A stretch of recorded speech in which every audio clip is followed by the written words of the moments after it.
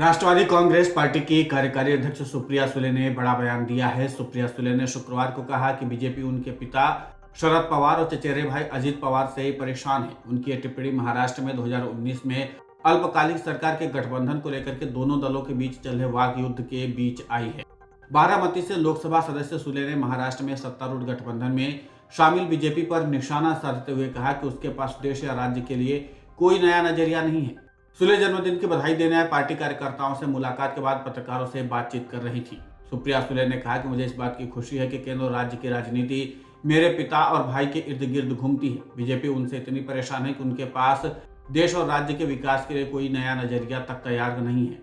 वे महंगाई कैसे कम करेंगे, रोजगार कैसे पैदा करेंगे। सुले ने नवंबर 2019 के अल्पकालिक बीजेपी अजित पवार सरकार को लेकर के उप मुख्यमंत्री देवेंद्र फडणवीस और एनसीपी के बीच हो रहे वाक युद्ध के बारे में सवाल के जवाब में ये बात कही थी। सुले ने कहा कि फडणवीस के पास महंगाई कम करने या महिला सुरक्षा सुनिश्चित करने के लिए उपाय करने का समय नहीं है। फडणवीस के पास वित्त और गृह विभाग भी है। सुले ने कहा कि वो उन मुद्दों पर ही बोलना चाहते हैं जो वर्तमान समय में प्रासंगिक नहीं रह गए। वो पीछे लौटकर सुबह सुबह शपथ ग्रहण और गॉसिप के बारे में बोलना चाहते हैं। ये दुर्भाग्यपूर्ण है। सुप्रिया सुले ने कटाक्ष करते हुए कहा कि च्युइंगम का स्वाद शुरू में अच्छा होता है लेकिन बाद में बेस्वाद हो जाता है। सुले ने कहा कि एकनाथ शिंदे नीति राज्य सरकार में सुशासन मुहैया कराने के अलावा सब कुछ कर रही है। दरअसल 30 जून को एकनाथ शिंदे बीजेपी सरकार का 1 साल पूरा हो गया।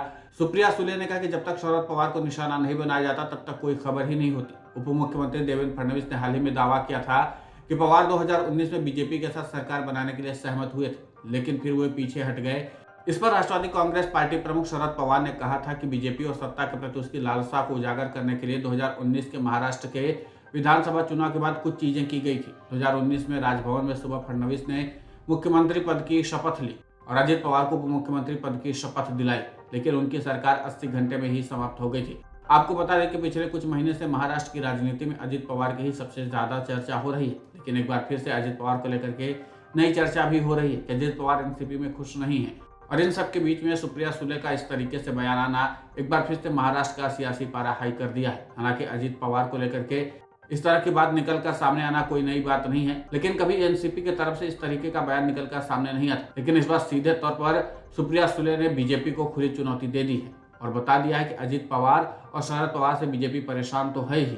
अब ऐसे में जाहिर सी बात है कि एक बार फिर से सुप्रिया सुले के इस बयान की बदौलत महाराष्ट्र का सियासी पारा हाई होना लाजमी है क्योंकि सुप्रिया सुले ने सीधे तौर पर एक बार फिर देवेंद्र फडणवीस और एकनाथ शिंदे नीति राज्य की सरकार को खुली चुनौती दे दी है। जाहिर सी बात है बीजेपी की तरफ से इस मामले पर पलटवार भी तो किया जाएगा लेकिन देखना दिलचस्प होगा कि महाराष्ट्र बीजेपी की तरफ से इस मामले पर क्या जवाब दिया जाता है। फिलहाल महाराष्ट्र का सियासी पारा एक बार फिर हाई कर दिया है सुप्रिया सुले ने। Video desk अमरउजाला.com। अमर उजाला अब आपके टीवी पर भी।